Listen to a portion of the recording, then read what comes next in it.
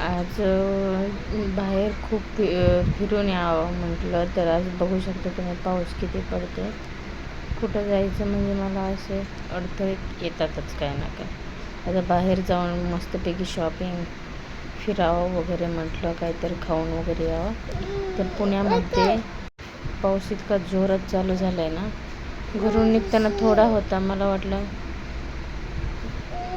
जाईल लगेच पाऊस, पण हा पाऊस काही गेलाच नाही आहे. पाहू शकता, उलट खूप जास्त वाढला. म्हटलं अख्खं पुणे फिरून यावं, चांगलं फिरून यावं म्हटलं तरी पाणी इतकं खूप जास्त झालं ना. घरून निघताना इतका पाऊस नव्हता, निघल्याबरोबर पडायला लागलं. मला काही वाटलं जाईल पाऊस थोड्या वेळात, पण हा जास्त वाढतच गेलेला आहे. मला डीमार्टला वगैरे जायचं होतं, शॉपिंग घ्यायचं होतं होम डेकोरसाठी. पाहू शकता इथं मगरपट्टा बघा, हा पुण्यातला मगरपट्टा. ती सिटी इतकी मोठी आहे ना सिटी. तुम्ही कधी पुण्यात याल ना तर इथं नक्की या. ही खूप म्हणजे खूप सुंदर असं सिटी आहे मगरपट्टा सिटी.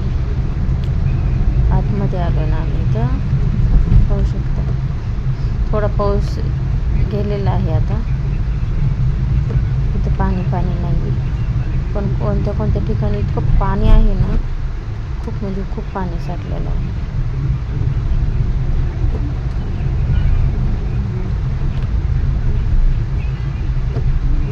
पाहू शकता किती सुंदर दिसते ना रस्ता.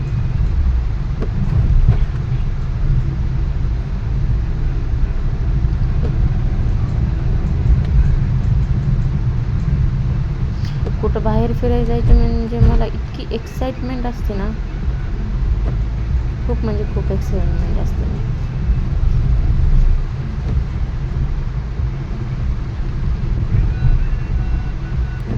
कोण कोण बघितले बघा ही सिटी, कमेंटमध्ये सांगा. आणि पुण्यातलं पण कोण कोण आहे ते कमेंटमध्ये तुम्ही सांगा, आणि कुठून आहात ते पण सांगा.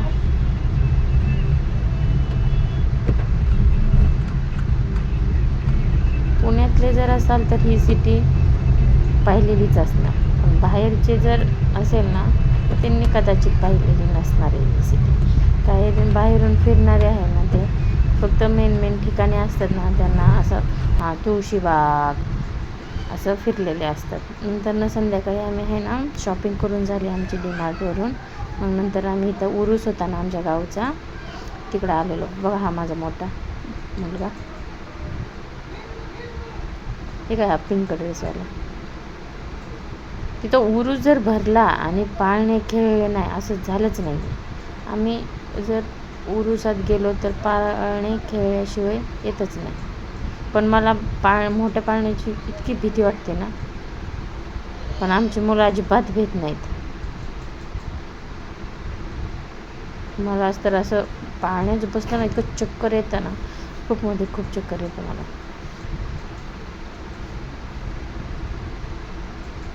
काहीतरी आहे का, नुसतं बसायचं आणि गोल गोल फिरवायचं. पण याच पाळण्याला ना 150 रुपये तिकीट घेतात आमच्या इथं. हे फक्त पैसे लुटायचे काम आहे.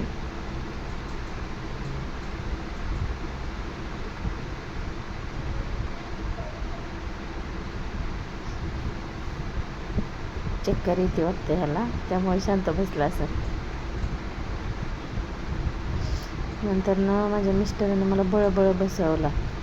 माझ्या साईडला बसलेला तो भाचा आहे माझा.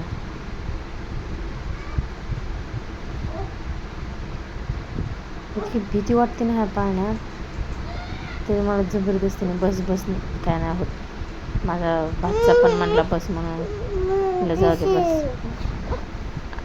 इथं मी इतकी म्हणजे इतकी भिली ना मी इथं, परत बसणारच नाही असं ठरवलं होतं. असं वाटतं हवेतच फिरते. ह्या पाळण्यामध्ये जर बसलं ना, ह्या पाळण्याला तिरका पाळणा म्हणतात, कारण की ते तिरका आणि जे गोल सर्कलमध्ये असते ना त्याला गोल पाळणा असं म्हणतात. असं वाटतं हवेतच उडते मी. इतकी तर भीती वाटायला लागली होती मला मी त्या पाळण्यामध्ये बसल्यावर.